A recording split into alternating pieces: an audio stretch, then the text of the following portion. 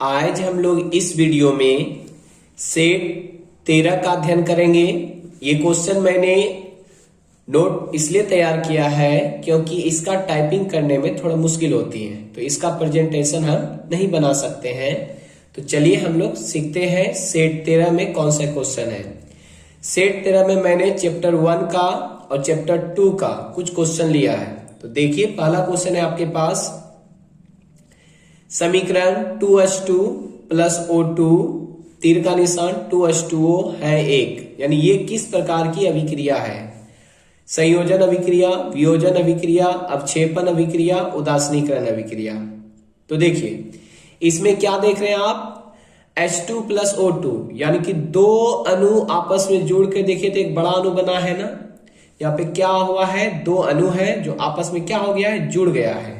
तो जब जुड़ती है तो जुड़ने की क्रिया को हम लोग क्या कहते हैं, संयोजन कहते हैं ना।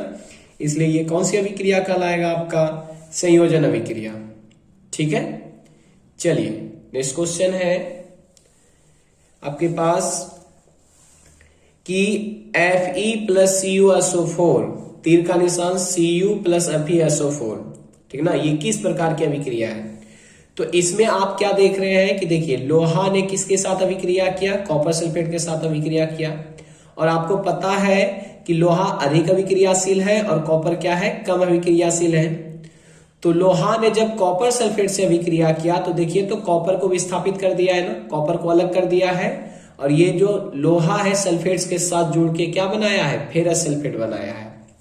तो किसी एक तत्व के द्वारा किसी दूसरे तत्व को क्या कर दिया गया, विस्थापित किया है ना। इस तरह की अभिक्रिया को हम लोग क्या कहते हैं, एकल विस्थापन अभिक्रिया कहते हैं। क्या कहते हैं, एकल विस्थापन अभिक्रिया। जब कोई एक तत्व किसी दूसरे तत्व को विस्थापित कर दे यानी अलग कर दे तो उसे एकल विस्थापन अभिक्रिया कहते हैं। ठीक है, चलिए नेक्स्ट क्वेश्चन देखिए। तीसरा नंबर क्वेश्चन में आप क्या देख रहे हैं, यहाँ पे देखिए दो यौगिकों ने अभिक्रिया किया, एक ये यौगिक है एक ये यौगिक है।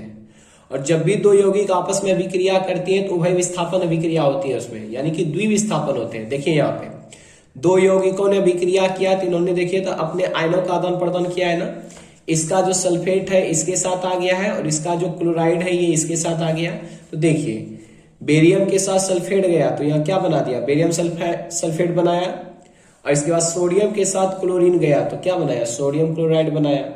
तो यहाँ पे क्या हुआ है, आयनों का आदान प्रदान हुआ है, यानी कि सल्फेट जो था वो क्लोराइड की जगह पे चला गया, क्लोराइड जो था सल्फेट की जगह पे आ गया। यहाँ देखिए तो इस तरह की अभिक्रिया को हम लोग क्या कहते हैं, उभय विस्थापन कहते हैं। तो जब भी दो यौगिक आपस में अभिक्रिया करेगा तो अपने आयनों का क्या करेगा, ये आदान प्रदान करेगा। तो इस तरह की अभिक्रिया को हम लोग कहते हैं द्विविस्थापन अभिक्रिया या उभय विस्थापन अभिक्रिया। तो इसका हो जाएगा आंसर सी, द्विविस्थापन अभिक्रिया। इसके बाद यहां देखिए इस अभिक्रिया में कह रहा है कि इस अभिक्रिया में किसका अपचयन होता है, किसका अपचयन होता है। अपचयन मतलब होता है, देखिए अपचयन अभिक्रिया कब कहलाती थी, तो अपचयन में या तो हाइड्रोजन जुड़े या ऑक्सीजन का निष्कासन हो। तो इन दोनों कंडीशन में ये क्या कहलाएगा, अपचयन अभिक्रिया कहलाएगा। क्या कहलाएगा, अपचयन अभिक्रिया। तो देखिए इसमें से किसी के साथ हाइड्रोजन जुड़ा है या किसी के साथ ऑक्सीजन हटा है क्या। अगर ऑक्सीजन हटा होगा तो वो क्या कहलाएगा, अपचयन कहलाएगा। तो यहाँ पे देखिए तो क्या था, कॉपर के साथ ऑक्सीजन था ना, और जैसे अभिक्रिया हुआ तो कॉपर अकेला हो गया। अकेला हो गया मतलब कॉपर इससे ऑक्सीजन क्या हो गया, अलग हो गया। और ऑक्सीजन का अलग होना क्या कहलाता है, अपचयन कहलाता है।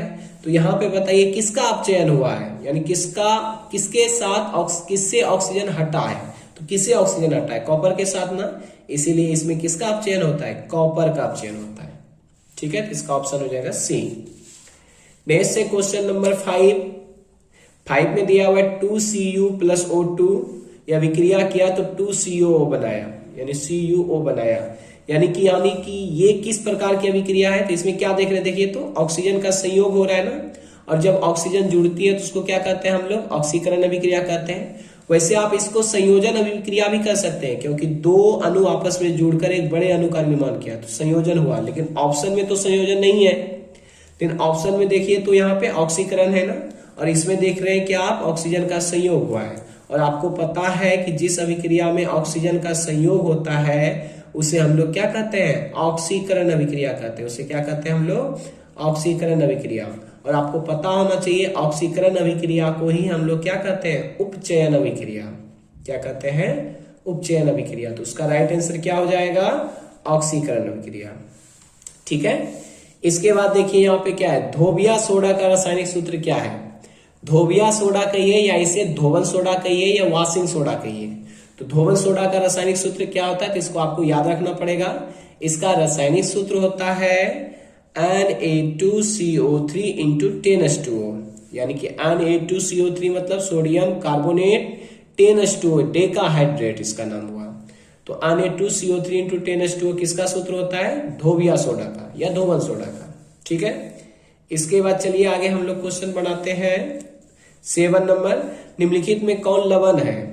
तो आपको बता दें कि अम्ल की पहचान कैसे होती है, अगर किसी यौगिक के आगे में H लगा हुआ हो, आगे में H लगा हो तो उसे हम लोग क्या कहते हैं, अम्ल कहते हैं। जैसे देखिए HCl, आगे में H लगा हुआ है तो ये क्या कहलाएगा, अम्ल कहलाएगा। और भस्म की पहचान कैसे होती है, जिसके पीछे में OH लगा हो, जिसके पीछे में क्या लगा हो, OH लगा हो, तो वो क्या कहलाता है, आपका भस्म कहलाता है। और लवण की पहचान कैसे होता है, जिसके आगे में ना H लगा हो और ना ही पीछे में OH लगा हो तो उसे लवण कहते हैं। तो देखिए इनमें से इसके आगे H लगा हुआ है तो ये क्या कहलाएगा, आपका अम्ल कहलाएगा। इसके पीछे देखिए OH लगा हुआ है तो ये क्या कहलाएगा, भस्म कहलाएगा। इसके भी पीछे देखिए क्या लगा हुआ है, OH लगा हुआ है तो ये भी क्या कहलाएगा, भस्म कहलाएगा। लेकिन देखिए इसके आगे ना ही H है और ना ही पीछे OH है तो ये आपका क्या कहलाएगा, लवण कहलाएगा। तो इसका राइट आंसर क्या हो जाएगा, K2SO4। इसको क्या पढ़ेंगे, पोटेशियम सल्फेट पढ़ते हैं। ठीक है। चलिए 8 नंबर आपके पास क्वेश्चन है, जिप्सम का रासायनिक सूत्र क्या होता है। जिप्सम का रासायनिक सूत्र क्या होता है, तो आप याद रखिएगा प्लास्टर ऑफ पेरिस का जो सूत्र होता है वो होता है CaSO4 इंटू हाफ H2O होता है। प्लास्टर ऑफ पेरिस यानी POP, प्लास्टर ऑफ पेरिस का सूत्र होता है CaSO4 इंटू हाफ H2O, यानी जितना कैल्शियम सल्फेट होगा उसका आधा अणु जल होगा। यदि ये एक अणु है तो उसका आधा अणु क्या होगा, जल होगा, यानी इसमें जल की मात्रा क्या होती है, कम होती है प्लास्टर ऑफ पेरिस में। और जिप्सम का सूत्र इसी के तरह होता है CaSO4 इंटू 2H2O। जिप्सम में जो होती है जल की मात्रा क्या होती है, अधिक होती है, यानी कैल्शियम सल्फेट से 2 गुना जल होता है जिप्सम में। ठीक है। तो जिप्सम का ये सूत्र हो गया आपका और प्लास्टर ऑफ पेरिस का ये सूत्र हो गया। तो प्लास्टर ऑफ पेरिस का सूत्र होता है CaSO4 इंटू हाफ H2O और जिप्सम का सूत्र क्या होता है, CaSO4 इंटू 2H2O। तो इसका राइट आंसर हो जाएगा CaSO4 इंटू 2H2O। ये हुआ जिप्सम का सूत्र। तो ये आपका था 10 क्वेश्चन जिसे मैंने यहाँ पे डील कर दिया आपके सामने। चलिए अब हम लोग बढ़ते हैं 9 नंबर क्वेश्चन की ओर। चलिए 9 नंबर क्वेश्चन आपके पास देखिए क्या है, संगमरमर का रासायनिक सूत्र क्या होता है। तो इसका रासायनिक सूत्र आप याद रखिएगा, संगमरमर का रासायनिक सूत्र होता है CaCO3 यानी कि कैल्शियम कार्बोनेट। ठीक है। कैल्शियम कार्बोनेट को ही हम लोग क्या कहते हैं, संगमरमर कहते हैं। आगे इसके बाद देखिए निम्नलिखित में कौन सही है। तो आपको पता है यहाँ जो सूत्र लिखा हुआ है वो धोवन सोडा का सूत्र लिखा हुआ है और धोवन सोडा में क्या था बताइए, जल का कितना अणु था उसके साथ जुड़ा हुआ, 10H2O लगा हुआ था। तो इनमें से 10H2O किसके साथ लगा, इसके साथ ना लगा है। तो सोडियम कार्बोनेट डेकाहाइड्रेट को ही हम लोग कहते हैं धोवन सोडा और ये धोवन सोडा का सूत्र है। तो इनमें से कौन सा सही हो जाएगा, ऑप्शन बी। चलिए 11 नंबर आपके पास क्वेश्चन है, निम्नलिखित में से कौन सा बुझा हुआ चूना है। इनमें से आपको चुनना है कि कौन सा बुझा हुआ चूना है। तो सबसे पहले जान लीजिए कि बिना बुझा हुआ चूना, बिना बुझा हुआ चूना का जो सूत्र होता है, बिना बुझा हुआ चूना, ठीक है, इसका जो सूत्र होता है याद रखिएगा CaO होता है, यानी कैल्शियम ऑक्साइड को ही हम लोग कहते हैं बिना बुझा हुआ चूना, यानी कि बुझा हुआ चूना नहीं है।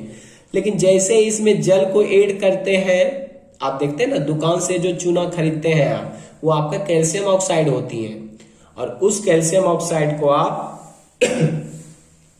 जल में डालते हैं। तो जैसे ही जल में डालते हैं तो वो बनाता है CaOH का होल 2। तब ये चूना कैसा चूना बन जाता है, बुझा हुआ चूना हो जाता है। यानी कि बिना बुझे हुए चूने में जब जल को ऐड करते हैं तो बुझा हुआ चूना का निर्माण होता है। तो बुझा हुआ चूना का रासायनिक सूत्र क्या होता है CaOH का होल 2, और बिना बुझा हुआ चूना का रासायनिक सूत्र क्या होता है CaO। तो इनमें से ऑप्शन कौन सा हो जाएगा, तो पूछ रहा था कौन सा बुझा हुआ चूना है, तो बुझा हुआ चूना आपका कौन सा है, ये है, तो ये हो जाएगा सूत्र CaOH का होल 2। और आपको पता है ना इसका उपयोग हम लोग किस में करते हैं, ब्लीचिंग पाउडर बनाने में करते हैं। चलिए अगला क्वेश्चन है आपके पास 12 नंबर। आपके पास लवण दिया हुआ है सोडियम कार्बोनेट, आपके पास लवण क्या दिया हुआ है, सोडियम कार्बोनेट है। इसका कह रहा है कि जलीय विलयन कैसा होता है, यानी कि जलीय विलयन का पीएच मान कैसा होता है। तो आपको याद रखिएगा इसका कि सोडियम कार्बोनेट का जो जलीय विलयन होता है वो क्षारीय होता है, और जब क्षारीय है तो क्षार का पीएच मान कितना होता है, तो आपको पता होना चाहिए कि अम्ल का जो पीएच मान होता है वो 7 से कम होता है। अम्ल का पीएच मान 7 से क्या होता है, कम होता है। और इसके बाद उदासीन विलयन का जो पीएच मान होता है वो 7 के बराबर होता है, और क्षारीय विलयन का जो पीएच मान होता है वो 7 से अधिक होता है। 7 से क्या होता है, अधिक होता है क्षारीय विलयन का पीएच मान। जब क्षारीय विलयन का पीएच मान 7 से अधिक होता है, और आपको पता है कि सोडियम कार्बोनेट जो है वो क्षारीय होता है, तो इसका सही आंसर क्या हो जाएगा आपका, 7 से अधिक हो जाएगा। चलिए 13 नंबर क्वेश्चन है, निम्न में से किस विलयन का उपयोग दीवारों की सफेदी करने के लिए किया जाता है। तो आपको अभी जस्ट बताए कि आप जो दुकान से खरीद के चूना लाते हैं वो कैल्शियम ऑक्साइड है जो बिना बुझा हुआ चूना है, लेकिन इसको आप डायरेक्ट यूज नहीं करते हैं, पहले इसको किस में डालते हैं, आप जल में डालते हैं। जैसे ही जल में डालते हैं तो ये बनाता क्या है, कैल्शियम हाइड्रोक्साइड बनाता है। क्या बनाता है, कैल्शियम हाइड्रोक्साइड बनाता है, यानी कि बुझा हुआ चूना बनाता है। और इसी का यूज आप किस में करते हैं, दीवारों को पेंट करने में करते हैं, या पुट्टी करने सफेदी करने में करते हैं। तो इनमें से सफेदी करने के लिए किस यौगिक का यूज करते हैं आप, कैल्शियम हाइड्रोक्साइड का उपयोग करते हैं। चलिए आगे, इसके बाद कहा जा रहा है साधारण नमक का रासायनिक सूत्र क्या होता है। तो ये तो सभी को पता रहता है, साधारण नमक का रासायनिक सूत्र क्या है आपका, NaCl है, यानी सोडियम क्लोराइड को ही साधारण नमक कहते हैं। चलिए अगला क्वेश्चन है, निम्न में कौन दुर्बल अम्ल है। तो आपको पता होना चाहिए कि HCl, HNO3 और H2SO4 ये तीनों जो है आपका स्ट्रॉन्ग एसिड है, यानी कि प्रबल अम्ल है, शक्तिशाली अम्ल है। जब ये तीनों शक्तिशाली अम्ल है तो दुर्बल कौन है आपका, एसिटिक अम्ल है। एसिटिक अम्ल का सूत्र क्या होता है, CH3COOH, ये आपका दुर्बल अम्ल है। बाकी ये तीनों क्या है, प्रबल अम्ल है। और इन्हीं तीनों अम्ल को भी हम क्या कहते हैं, खनिज अम्ल भी कहते हैं। क्या कहते हैं, इन तीनों को खनिज अम्ल कहते हैं, याद रखिएगा। अगर खनिज अम्ल पूछेगा तो HCl, HNO3 और H2SO4 को आप बता सकते हैं।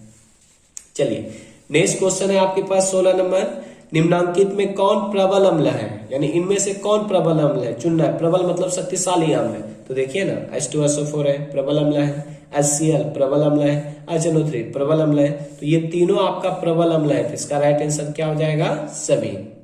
चलिए अब हम लोग क्वेश्चन नंबर ये 16 हो चुका है, क्वेश्चन नंबर 17 की ओर चलते हैं हम लोग। 17 नंबर क्वेश्चन है आपके पास, बेकिंग पाउडर का अनुसूत्र क्या होता है। तो याद रखिएगा बेकिंग पाउडर जो है, ध्यान दीजिएगा, बेकिंग पाउडर दो चीज से मिलकर बनती है। किससे किससे मिलकर बनती है, तो सोडियम बाइकार्बोनेट और टार्टरिक अम्ल से। किससे, टार्टरिक अम्ल से मिलकर बनती है आपका बेकिंग पाउडर। यानी बेकिंग पाउडर जो है एक मिश्रण है, ध्यान दीजिएगा यहाँ पे बेकिंग पाउडर आपका क्या है, मिश्रण है। किस किस चीज का मिश्रण है, तो सोडियम बाइकार्बोनेट तथा टार्टरिक अम्ल का मिश्रण है। सोडियम बाइकार्बोनेट को ही हम लोग कहते हैं खाने वाला सोडा, यानी खाने वाला सोडा और टार्टरिक अम्ल के मिश्रण को क्या कहते हैं, बेकिंग पाउडर कहते हैं। अब इनमें से आपको चुनना है कि बेकिंग पाउडर का अनुसूत्र क्या होता है। तो देखिए इसका अनुसूत्र कुछ भी नहीं होगा, अनुसूत्र जब बोलिएगा तो ये दोनों ऐड हो जाएगा, लेकिन यहाँ पे पाउडर के जगह पे क्या होना चाहिए था, बेकिंग सोडा होना चाहिए था, क्योंकि बेकिंग सोडा का रासायनिक सूत्र होता है सोडियम बाइकार्बोनेट होता है। बेकिंग सोडा का रासायनिक सूत्र क्या होता है, सोडियम बाइकार्बोनेट। और बेकिंग पाउडर क्या होता है, तो सोडियम बाइकार्बोनेट और टार्टरिक अम्ल का मिश्रण ही क्या कहलाता है, बेकिंग पाउडर कहलाता है। ठीक है, जिसका उपयोग आप लोग खाने के सोडा के रूप में यूज करते हैं। चलिए आगे है आपके पास सल्फ्यूरिक अम्ल का रासायनिक सूत्र होता है। तो आपको पता है सल्फ्यूरिक अम्ल का रासायनिक सूत्र क्या होता है, H2SO4 होता है। इसके बाद नीला थोथा जिसको हम तूतिया भी कहते हैं, इसका रासायनिक सूत्र क्या है? तो इसका रासायनिक सूत्र याद रखिएगा, कॉपर सल्फेट तो होता ही है, लेकिन इसके साथ कितना अणुजल होती है? तो 5 अणुजल होती है, याद रखिएगा इसे। कॉपर सल्फेट के रवा में कितना अणुजल पाए जाते हैं? 5 अणुजल पाए जाते हैं, यानी CuSO4 × 5H2 होगा। लास्ट क्वेश्चन है आपके पास, निम्नलिखित में कौन हाइड्रोनियम आयन है? तो आपको पता है ना कि जब जल मतलब H2O में जब हम लोग अम्ल को डालते हैं तो ये किस आयन का त्याग करता है? हाइड्रोजन आयन का त्याग करता है।